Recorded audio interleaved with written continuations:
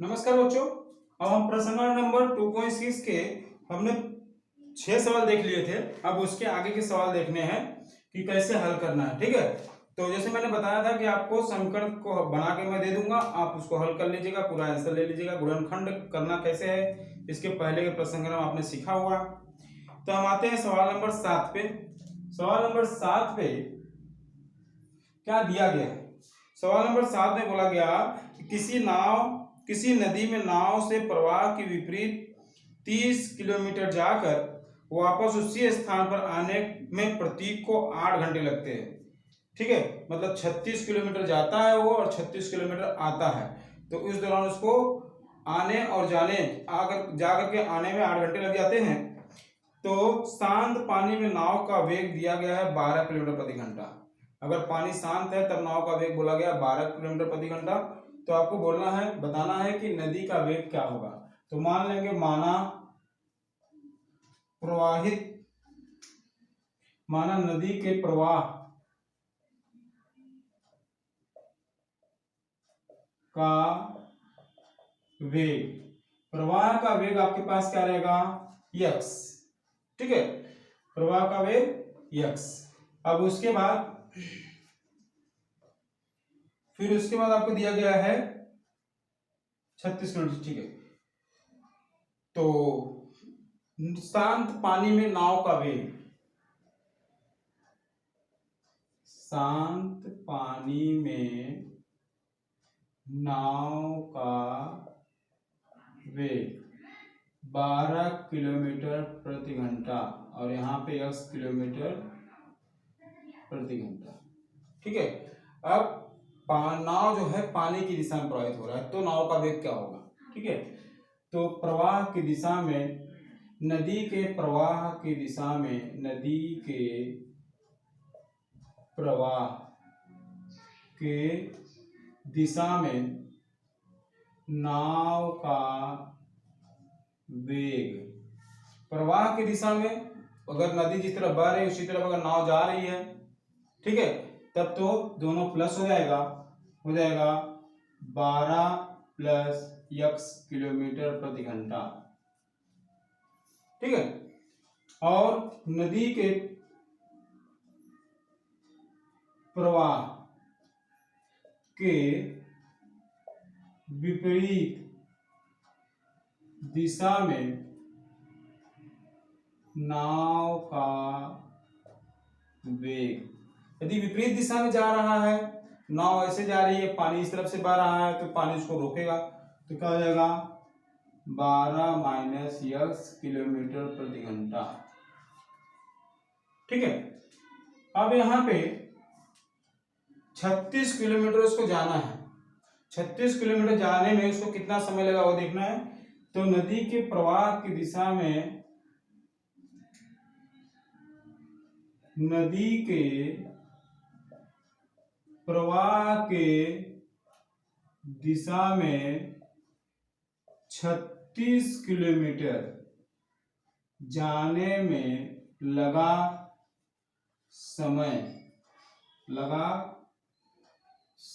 बराबर क्या होता है आपके पास? दूरी बटे वेग। ये अगर सूत्र है आपके पास तो दूरी कितना चलेगा? वो 36 किलोमीटर। और वेग क्या रहेगा? प्रवाह की दिशा में वेग उसका रहेगा 12 प्लस यक्स। वैसी अब विपरीत दिशा में, तो नदी के प्रवाह के विपरीत दिशा में 36 किलोमीटर आने में लगा समय, दूरी बटे वेग। गया था 36 किलोमीटर तो वापस आ रहा है, तो वापस जब आ रहा है तो दूरी तो 36 किलोमीटर तय करेगा, लेकिन उसका वेग हो जाएगा 12 माइनस यक्स। ठीक है, इस दौरान उसको कितने घंटे लगते हैं? 8 घंटे लगते हैं। तो प्रश्नानुसार में आपके पास 36/12 plus x plus 36/12 minus x बराबर 8 घंटे। ठीक है, उसको 8 घंटे लग रहे हैं। अब इसको मुझे हल करना है।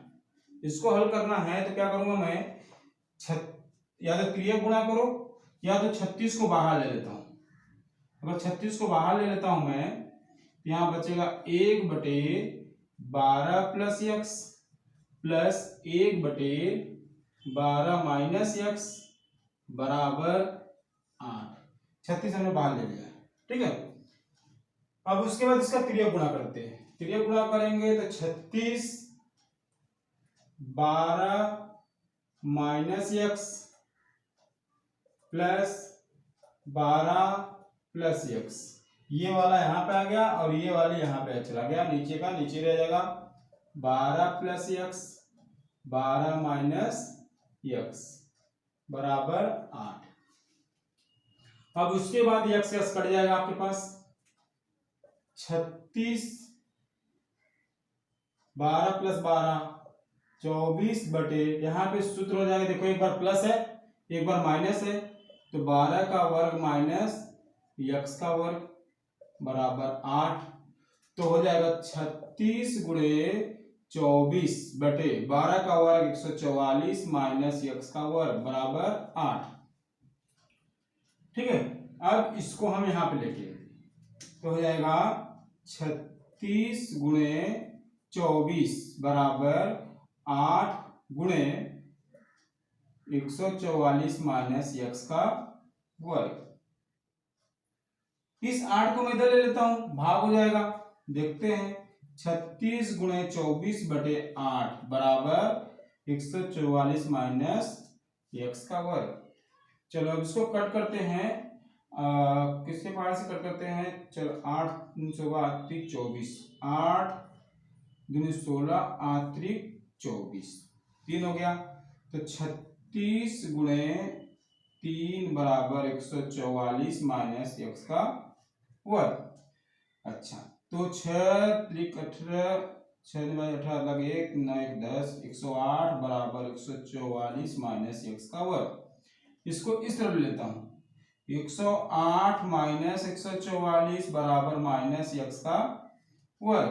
तो माइनस 14 में से 8 गया तो बचेगा आपके पास 6 और यहाँ पे बचा 3 में से 0 गया 3 बराबर माइनस एक्स का वर्ग। सीधा कर लेता हूं इसको, दोनों तरफ माइनस है तो माइनस निकल जाएगा। तो एक्स का वर्ग बराबर 36, तो एक्स बराबर आपको पता है प्लस माइनस 36 होता है। ठीक है, वेग ऋणात्मक नहीं होता है तो हम लिख देंगे वेग ऋणात्मक नहीं होता है, इसलिए x बराबर माइनस 36 नहीं हो सकता है। तो इसके लिए x बराबर क्या होगा 36। तो x बराबर 36 क्या है, नदी के प्रवाह का वेग है। तो आपको नदी के प्रवाह का वेग ही निकालना है, तो नीचे लिख देंगे नदी के प्रवाह का वेग, नदी के प्रवाह का वेग 36 किलोमीटर प्रति घंटा। ठीक है, 1 मिनट, इसका वर्गमूल ले लेंगे जब 36 का क्या हो जाएगा 6 हो जाएगा, 6 आएगा। ठीक है, 36 का वर्गमूल प्लस माइनस 6 होगा, तो इसके लिए क्या हो जाएगा 6 किलोमीटर प्रति घंटा। ये हो गया आपके नदी के प्रवाह का वेग। ठीक है, तो इस तरह से हमने कुछ 7वां नंबर सॉल्व पूरा हल कर लिया। 8वें नंबर का आपको मिटा करके मिलते हैं फिर समीकरण में। अब आते हैं हम सवाल नंबर 8 पे। सवाल नंबर 8 में आपको बोला गया है काम को लेकर के। ठीक है, कोई एक काम करना है, दिया गया है। किसी काम को पूरा करने के लिए पिंटू को नीसू से 6 दिन अधिक लगते हैं। तो कोई भी अगर एक काम करता है कोई व्यक्ति, तो पहले पता करना होता है कि वो काम क्या कर रहा है, फिर एक दिन में कितना काम करेगा। ठीक है, देखो कैसे करना है कि नीसू से 6 दिन अधिक लगता है पिंटू को। तो मान लो निशु को x दिन लगता होगा तो पिंटू को क्या लगेगा, x प्लस 6 लगेगा। फिर उसी काम को 6 दिन अगर लग रहा है तो एक दिन में कितना काम होगा, ताकि वो 6 दिन में हो जाए। किसी भी काम का एक दिन में 1/, जितना दिन लग रहा हो उतना काम होता है। जैसे कोई भी काम अगर मुझे मान लो 4 दिन में पूरा करता हूँ, ठीक है, अगर 4 दिन में पूरा करता हूं तो एक दिन में 1/4 भाग करूंगा उसका, फिर दूसरे दिन 1/4 भाग, तीसरे दिन 1/4 भाग और चौथे दिन 1/4 भाग। इन सबको जब टोटल करेंगे तो पूरा एक ही आएगा, ठीक है। तो इसी तरह से जब भी किसी काम को होगा तो बराबर तो एक ही काम होगा आपके पास। देखते हैं कि बोला गया है, मान लेंगे निशु को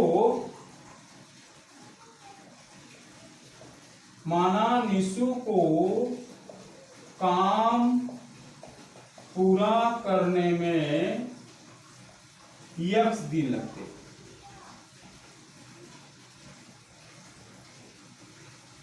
अगर निशु को x दिन लग रहा है तो पिंटू को कितना दिन लगेगा, इसलिए पिंटू को काम पूरा करने में x प्लस 6 दिन अधिक है दिन लगेंगे,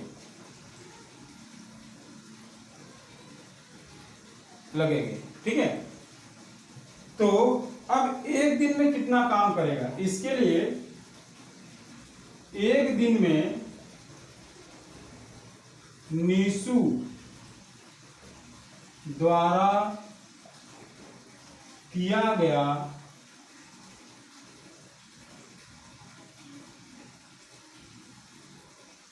काम, एक दिन में इस काम का 1/6 x भाग होगा। तो पिंटू द्वारा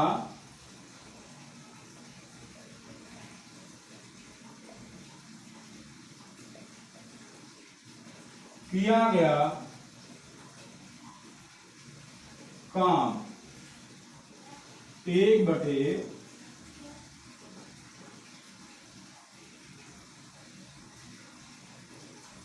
x प्लस 6, ठीक है। अब दोनों मिलकर के उस काम को 4 दिन में पूरा कर देते, ठीक है। अगर दोनों मिलकर काम करेंगे तो दोनों मिलकर वही काम 4 दिन में पूरा करते हैं। तो प्रश्नानुसार चलते हैं। प्रश्नानुसार में दोनों मिल रहे हैं 1/x प्लस 6 बराबर, काम क्या कर रहे हैं, एक ही काम करेंगे, ठीक है।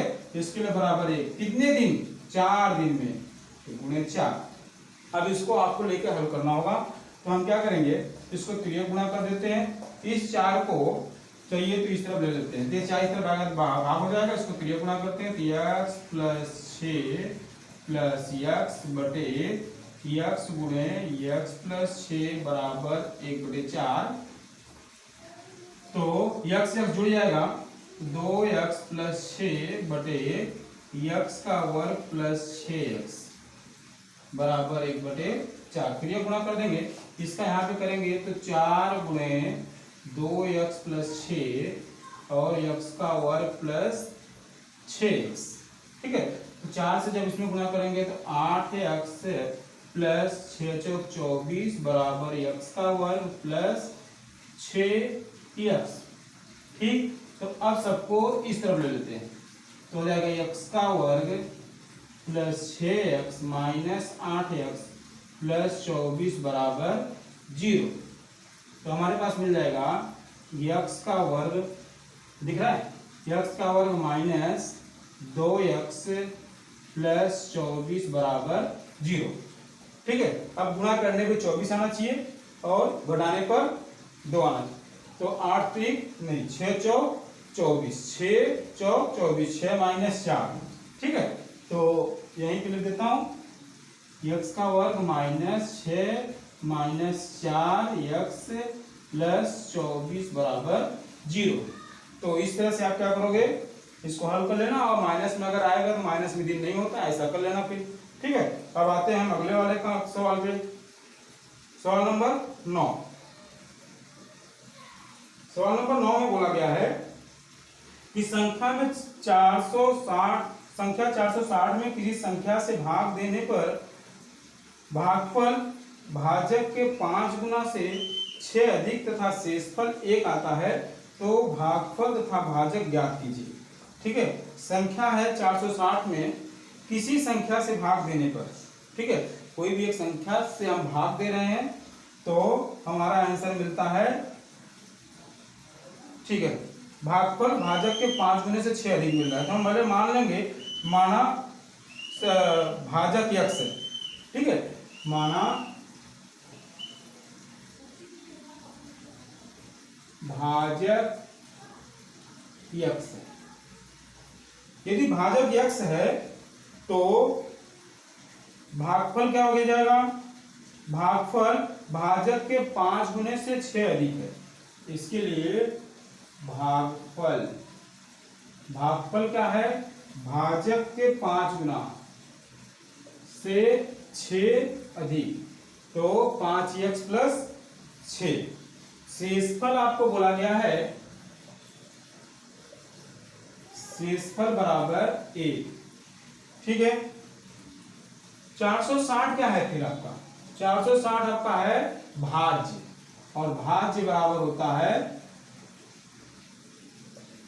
460। प्रश्नानुसार में अगर चलते हैं, एक सूत्र है आपके पास, भाज्य बराबर भाजक गुणे भागफल प्लस शेषफल।